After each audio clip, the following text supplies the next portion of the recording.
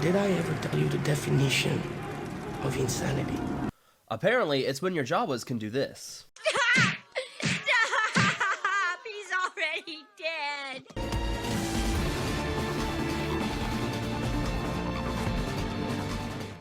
What's up, everybody? Welcome back. So, Territory Wars, we've had some recent buffs to them with Imperial Troopers and Clone Troopers, Jawas and Ewoks. All of them got some really crazy buffs for this recent Territory Wars, and CG has confirmed that we'll be seeing these same buffs in an upcoming Territory War as well. Now, for us, we actually end up fighting Alliance Legacy, which you guys can find on leaderboards right about up near the top. They're one of the best guilds out there for Territory Wars, and they beat us pretty soundly. I mean, we were under a 20 mil GP disadvantage, but we still played them really well. So in the strategies I'm going to show you guys for how we fought them and how we use these teams, you can see that we're going against one of the better guilds here, so there's some pretty sound strategies of how to defeat these teams. So I want to talk to you guys about the different buffs for those four factions, how you can use them, what different characters you can throw in for the different teams, and basically how to counter them or how to use them against some of these other buff teams out there. And when it comes to Imperial Troopers, it's actually a really surprising easy counter that you guys wouldn't really expect to use, but it actually handles Imperial Troopers really easily on defense. So with that, let's go ahead and dive into this, and let's start with the Jawas. So for Territory Wars with your Jawas, they have the 50% chance to stun a target enemy when they use an ability which can't be evaded. They gain 20% bonus offense for each stunned enemy, and when they attack a stunned enemy, they shock them for 2 turns and call all other Jawa allies to assist. Now, specifically noted here in their buffs that they can be called to assist when they assist. So you have assist upon assist. It's assistception, inception, I don't know, come up with a joke there. But pretty much, you're going to get a lot of Jawa attacks as you guys saw in the intro. And much like the question we've seen for years, with how many licks does it take to get to the center of a Tootsie Pop, the new question is going to be, how many assists can you get in one Jawa turn? And in fact, let's go ahead and play that clip again, and let's see how many Jawa assists you can count.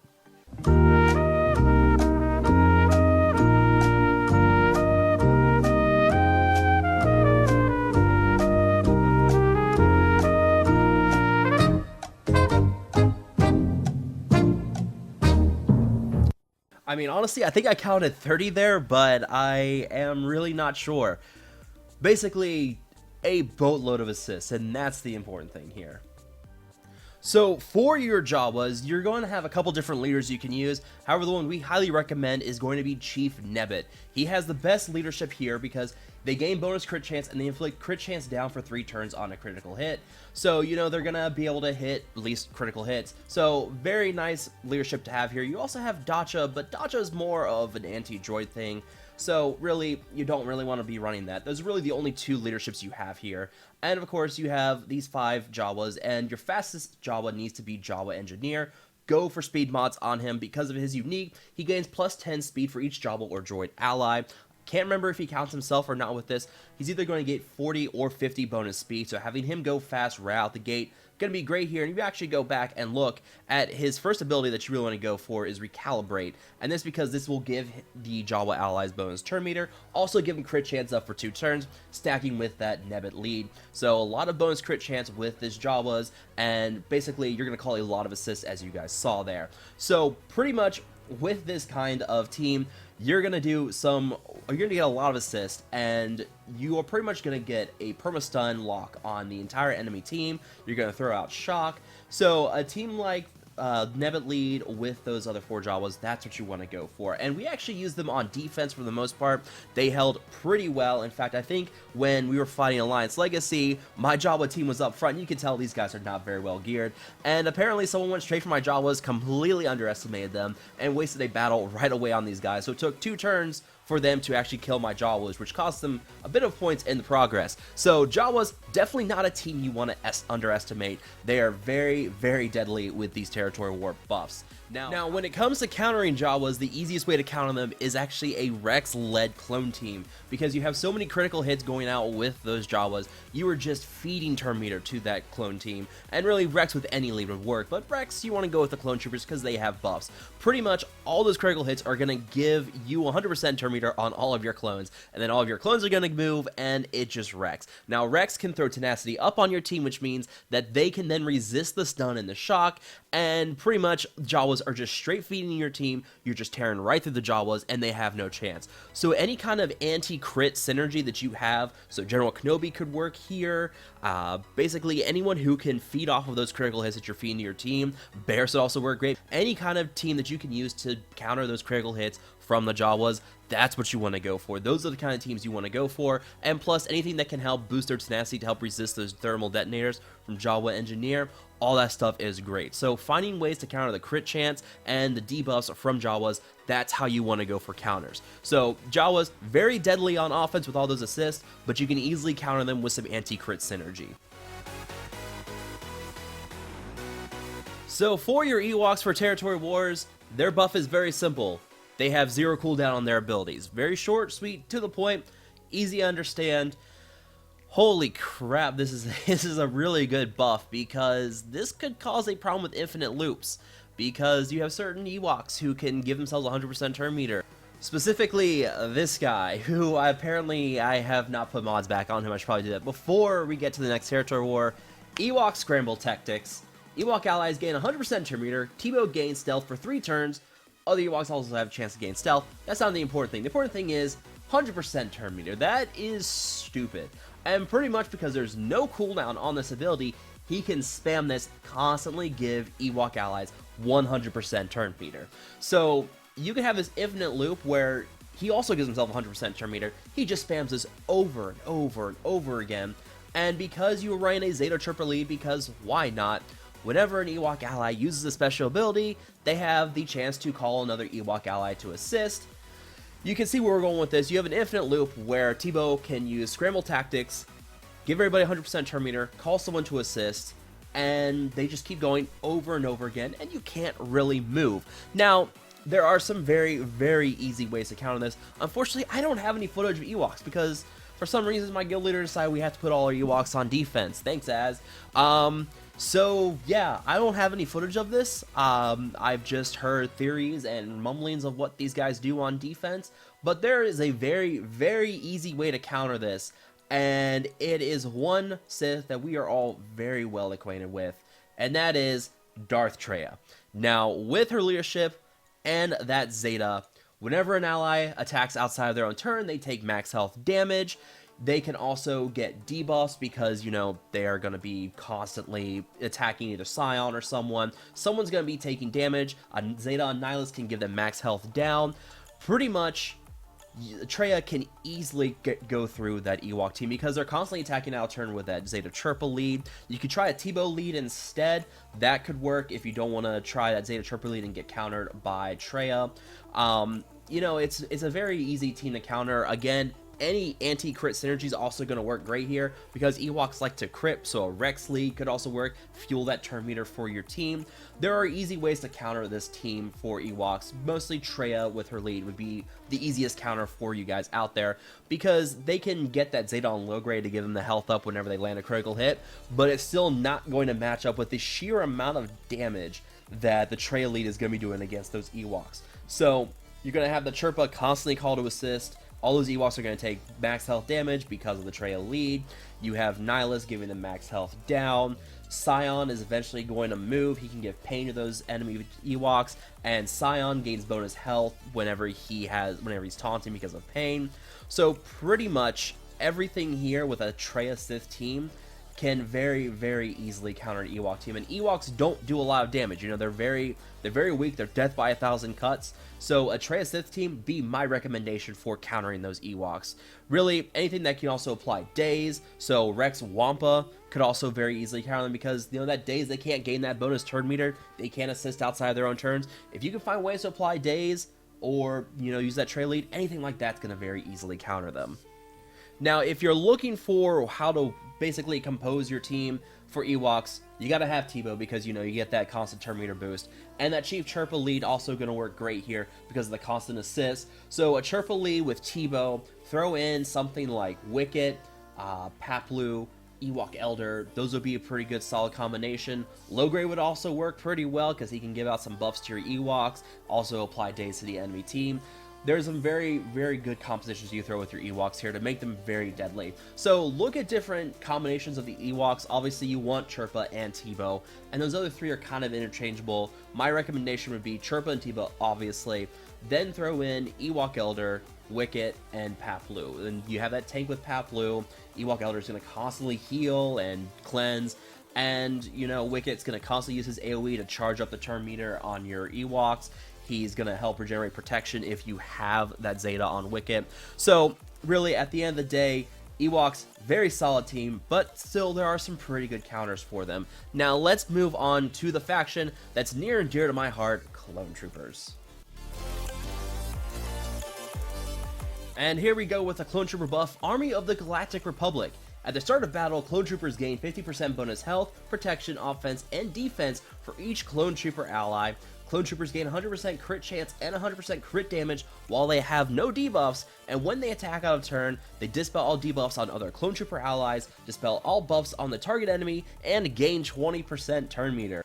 I mean, wow, that's a pretty hefty bonuses. You've got 5 Clone Troopers. If you throw in a team of 5 Clone Troopers, that's 250% of each of those bonuses. So offense, the defense, everything there, 250% of each. That's huge. And the crit chance and crit damage is also going to be great here because that means that you don't have to worry about running that Cody lead so much. A Rex lead would be great here. Now, the Cody lead is usually the one we want to go for because, you know, they gain the bonus crit chance. They have the protection and recovery whenever they use their basic. That's pretty good, but I think the Rex lead overall is going to be great because that means that you are going to be able to guarantee that bonus turn meter if they take critical hits. They are also then going to have the guaranteed crit chance when they're done the mass call to assist with Commander Cody. I mean, at that point, you don't have to worry about running the Cody lead. You don't have to worry about running crit chance on them. They're going to be doing a lot of attacks out of turn. Echo does a lot of assist because of his unique, wherever anytime a clone ally uses the ability, he has a 60% chance to assist, 30% if it's not a clone ally. Does some less damage, but because Echo can constantly assist with those clones, you're going to get a lot of cleansing debuffs on your team. He's going to gain a lot of bonus turn meter, and he has an AoE dispel in this game. He dispels all positive he dispels all positive buffs on the enemy team. He deals special damage. It's a great AoE dispel. And, you know, his basic also, when he assists, he can give someone else turn meter too. So he gets turn meter when he assists, he can also give someone else turn meter whenever he assists. So there's some great synergy here. And of course, if you do have that Zeta on 5s, there's some bonus turn meter whenever your clone allies take damage. He can also call clone allies to assist. There's a lot of stuff here. And of course, Rex, we all know Rex, squad discipline, gives your team tenacity up, gives them bonus turn meter. There's a lot of synergy here. So a full clone team on its own, fantastic on offense. In fact, actually, when we were fighting Alliance Legacy, they had a clone wall, and you know I am not going to let that stand. So I had to go in there and show them who was the real clone master. And yeah, just tore right through a clone team with my own Cody-led clone team. Could have easily used Rex instead. But clones as a whole, they are gonna hit like a truck because of that bonus offense on your team. So a full clone team, definitely the way to go. But if you are looking for something for defense, look no further than trying a General Kenobi lead with your clones. Because General Kenobi gives a lot of clone synergy. His leadership, he gives clone allies max health and defense, so, you know, he's going to make up for that missing clone with the bonus defense. And then clone allies, when they use special abilities, they gain certain buffs. So Rex, whenever he uses squad discipline, he's automatically going to give himself stealth. 5s can taunt with his special. And Cody can give himself advantage. Clone Sergeant can give himself advantage. Now, if you want to counter a clone team, the easiest way to do it is by using one of the other buff teams. In fact, you guys saw on the Jawa team earlier that they were fighting a team with Jawas, and Jawas just tearing right through them. Now, that was with a Commander Cody lead, so, you know, not that great of a synergy. If you are looking for something that minimizes the crits, a Nihilist-led team could be okay, but really you want to go for something that could permanently shut down that opposing team. So if you're running Jawas, go straight for Rex first. That way you can go ahead and prevent him from using that tenacity up, and basically just go ahead and just whittle down the team. Ways to basically daze the clones is also great here, because then they can't gain the bonus turn meter. So a Wampa or Nest works great. Nest actually could probably very easily solo this team. We're actually going to talk about Nest here in a minute anyways, but Nest, You know, she can apply daze to the clone team, she can counter, she can cause exposes. Anything that also can apply exposes is a great way to counter, because exposes can't be mitigated by defense. It's automatically max health damage. There's nothing you can do about it. So exposes, another great way to go through that clone team. So clones, there are some ways to counter them. They're easily one of the deadliest teams here, because if you do not play it smartly, they are going to very easily punish you for making a mistake. And here we are finally with Imperial Troopers, the last faction to talk about. Their buff is Endless Ranks. At the start of battle, all Imperial Troopers gain 5 stacks of Endless Ranks. When an enemy is defeated, they gain 1 stack of it, up to a maximum of 10 stacks of Endless Ranks. And Endless Ranks is whenever an Imperial Trooper is defeated, they consume 1 stack from all Imperial Trooper allies, revive with 100% health and protection, reset all their cooldowns, and gain a bonus turn. So pretty much, it's sort of like a Night Sister team. They constantly keep coming back from the death, they are reviving themselves, they're gaining bonus turns right away. It's a very annoying team to fight on defense. So if you are looking at running your Imperial Trooper team, obviously you want to start with a General Veers lead. There's no other lead to run for them. And of course, as leadership, they gain bonus offense, bonus speed, and turn me whenever they gain a buff. And of course, you do have his unique aggressive tactician, which obviously you want a Zeta. That's one of the best Zetas in this game, because it makes Imperial Troopers so freaking good. You know, they gain bonus protection, crit up chance, and they gain offense chance, and they also gain turn meter whenever an enemy is defeated. So really, that Zeta on General Veers, it's a no-brainer for your Imperial Trooper team. Now, the team that we saw used a lot on defense when fighting Alliance Legacy was a General Veers lead with Colonel Stark, Snow Trooper, Shore Trooper, and Range Trooper. Very, very annoying, because Range Trooper can constantly buff your team. His unique allows your Imperial Troopers to constantly be called to assist. It's really bad, and because whenever you defeat an Imperial Trooper, they automatically come back to life with full turn meter because of the Endless Ranks. They can automatically then call someone to assist them. Shore Trooper gives them crit immunity. He's constantly on taunt. He's just very annoying to get through. And Snow Trooper can AoE the entire enemy team for a lot of damage. He can apply ability block on his basic. Colonel Stark gives him crit chance up and crit damage up, and he can also apply stagger to the enemy team. That defensive team was annoying for sure, because it's just Imperial Troopers just move a lot, and they're very hard to kill. Now, you could throw in Death Trooper for sure. Death Trooper can apply daze and stun on his basic. He can increase cooldowns, also apply heal and immunity, and he can also apply Death Mark.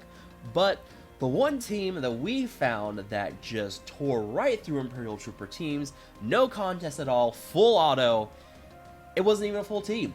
It was Enfys Nest. I kid you not, I ran into a fully preloaded turn meter team. In fact, you can see at the beginning of this fight, they all pretty much running 100% turn meter. Short Trooper's missing about half his protection. That's fine. On full auto, Enfys Nest beat this team in about 2 minutes. I kid you not. You know, I was surprised it was going to happen. Someone else said I should try it, so I tried it.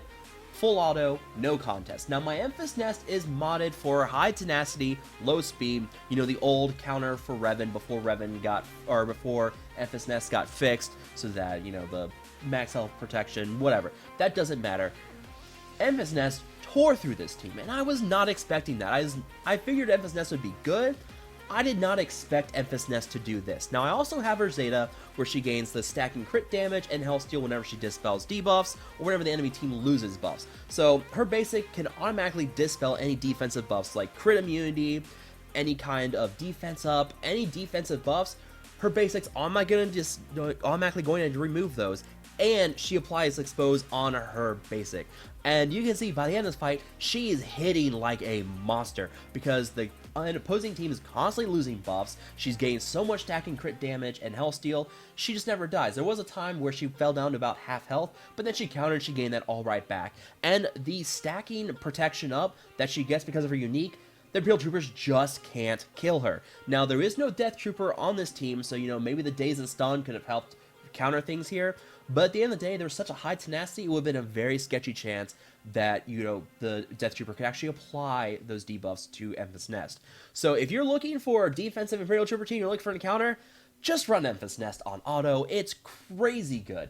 Imperial Troopers, I'd have to say, are a very solid defensive team. If you're looking to use them for offense, don't use them for defense, because they're a Night Sister team. They're very hard to kill, they're very annoying, they're constantly reviving, and you know, you can kill 5 of them before you can actually start defeating them and actually consume those endless ranks. So they are going to be constantly reviving themselves, and they are a very, very annoying team to use on defense. So Imperial Troopers, overall, very solid team, but the fact that Enfys Nest can auto-defeat them, that was a big shock for sure. So that is going to be it for this video, guys. We went over the 4 faction buff teams. The First Order does get some fleet advantages, but, you know, with the Millennium Falcon out, I mean, the fleet stuff is pretty negligible. Millennium Falcon beats everything. Just use Millennium Falcon on offense. So we're not really going to talk about the First Order fleet, and this video's gone on long enough. So, talked about those 4 factions, how to use them, how to counter them, how fantastic these faction buffs are, and here's a hoping that, you know, CG doesn't do any more of these character bans and we just get more of these character buffs in the future. So if you guys have enjoyed this video, feel free to like, share, and subscribe. A big thank you to all of my patrons for their donations, and as always, guys, I will talk to you guys later.